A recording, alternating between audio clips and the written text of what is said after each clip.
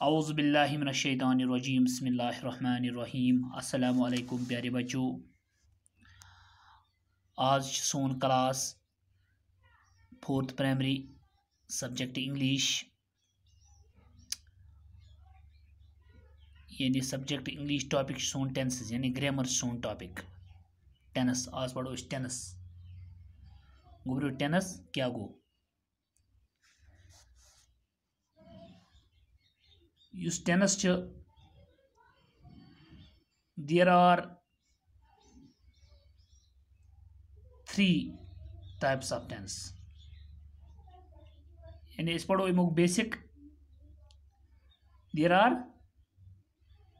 3 tenses, 3 type of tenses: past, present and future tense. Past tense,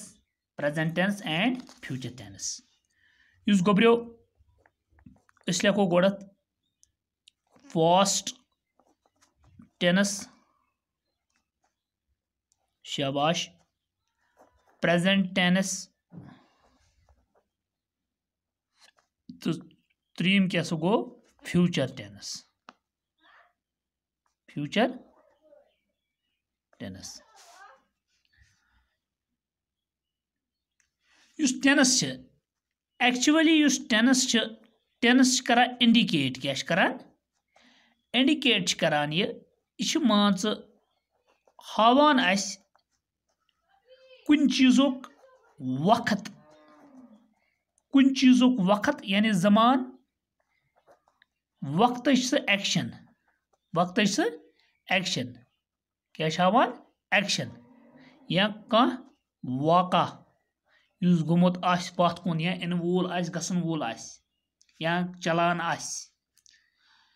गो इतकन वनो अस tense indication the time of action and or an event. मिसाल के तौर पर वर्ब युस वर्ब गसान इस्तेमाल हमेशा कुन एक्शन कुन वर्ब इंडिकेशन करान कुन एक्शन यानी वर्ब गई कह एक्शन कर। इस करो मिसाल प्रेजेंट टेनस युस प्रेजेंट टेनस गोब्रो यह मज क्या करान इंडिकेट। मिसाल के तौर पर इंडिकेट कराए कुन चीजुक हैबिट एंड जनरल ट्रूथ। युस प्रेजेंट सिंपल टेनस आसान गोब्रो यह अक्सर युस आसान यह जनरल ट्रूथ्स यानी यह हमेशा पुजिस पे मबनी यानी प्रैक्टिकली वो कह चीज ये कह per day on going on क्या गोइंग ऑन चलान अत वनो इथे पे सिंपल प्रेजेंट टेंस यानी चलान कारवां जारी मिसाल के तौर पर अत मज करान हमेशा प्रेजेंट सिंपल प्रेजेंट टेंस अत मज एस करान इस्तेमाल एस करान इस्तेमाल IES करान इस्तेमाल। गुब्रियो बह वो तुम एग्जाम्पल मज थो नजर गुब्रियो तुम समझो जे इथकन मिसाल इस लिखो Sajad plays in the garden इस नी example Sajad plays in the garden. Sajad हसा गिंदान बागस मज पोश बागस पार्क पोश बागस मज यानी बागस मज सजाद गिंदान Sajad plays in the garden. या ग्राउंड ते लिखोस मे लिखू गार्डन सजाद प्लेज यानी सह गिंदान युस ये एस आव प्ले युस यह इंडिकेट क्या करान यह एक्शन वर्ब यानी कुछ काम करान यह गिंदान मगर अम गिंदमुत कह और नु गिंदी यह गिंदान यानी यह गोइंग ऑन जारी अम सज प्रोसेस अत बनान सिंपल प्रेजेंट टेंस। मिसाल ब्याक एग्जाम्पल वनमो तुम गुब्रियो अस निमो मिसाल के तौर पर सन राइजेस फ्रॉम द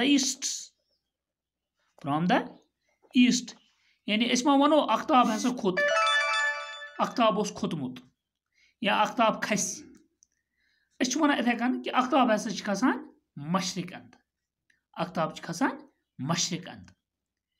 यानी आफ्ताब के मंच खसान मशरिकन यह मा खोद मगरिबन वेस्ट तरफ मा खोत या साउथ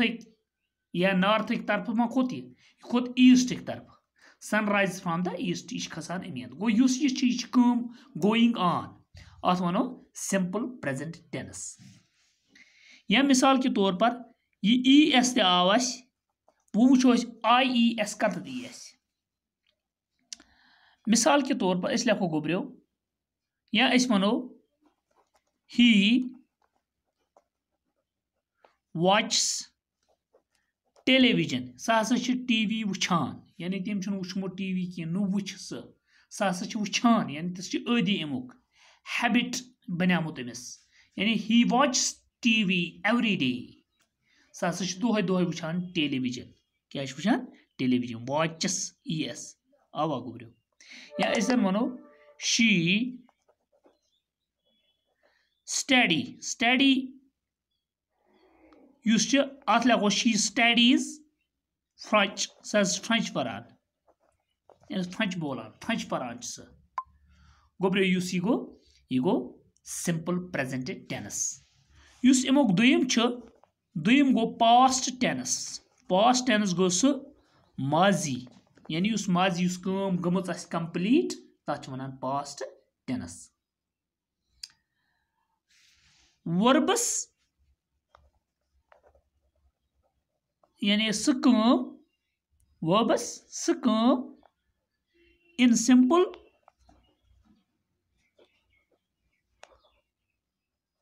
पास्ट टेंस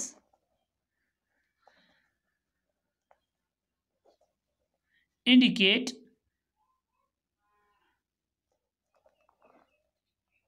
क्या लिखोस बे action indicate action that happens that use gumut as that happened yet in the past use mazis mans gumut as yani use काम complete as गमच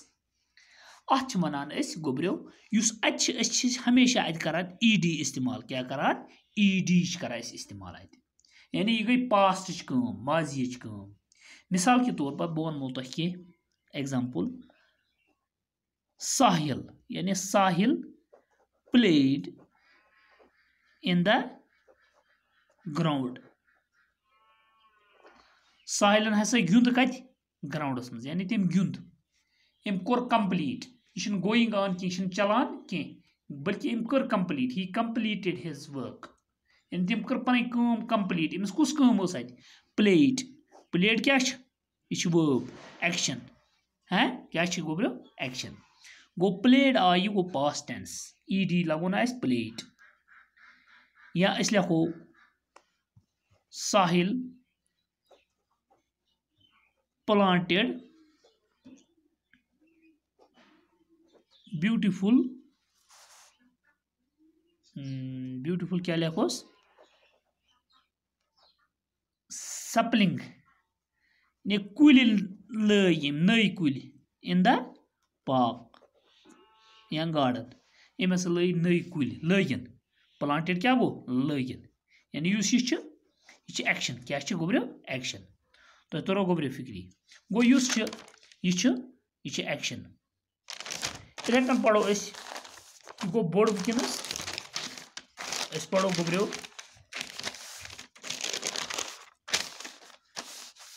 त्रेम फ्यूचर फ्यूचर गो इन वोल वक्त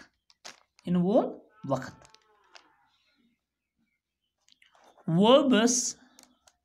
in future tense indicate यानी कह action युस फ्यूचरस मज गस that will happen in future that will happen in युस इन वलिस वक्तस मज कह गस कह काम इन वलिस वक्तस मज कह काम गस फ्यूचर क्या गो इन वोल वक्त गोब्रियो अस लिखो ये यानी अस हमेशा अत करान इस्तेमाल विल यानी युस यह फ्यूचर सिंपल फ्यूचर टेंस। मिसाल के तौर पर इस लिखो Sumaya will be playing, will be playing in the ground. यह विल बी प्लेइंग गोब्रो गो फ्यूचर एक्शन,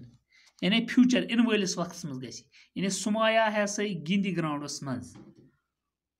वो खेलेगी ग्राउंड में, यानी गो सिंपल फ्यूचर टेंस। या इस लिखो साहिल विल ईट कह चीज़ा लिखो पिज़्ज़ा या कह साथ after playing, after will eat यह फ्यूचर टेंस करान ये प्रेजेंट, रिप्रेजेंट क्या करान, यह रिप्रेजेंट करान फ्यूचर टेंस, यानी साहिल हसा खे गिन पत, यानी फ्यूचर इन वालिस वक्त मज खे नुकि तम खो नुकि सह खेवान, वो गो फ्यूचर टेंस। गोब्रो इंशाल्लाह बगी परो सुबस, बिहु खुदायस हवाल।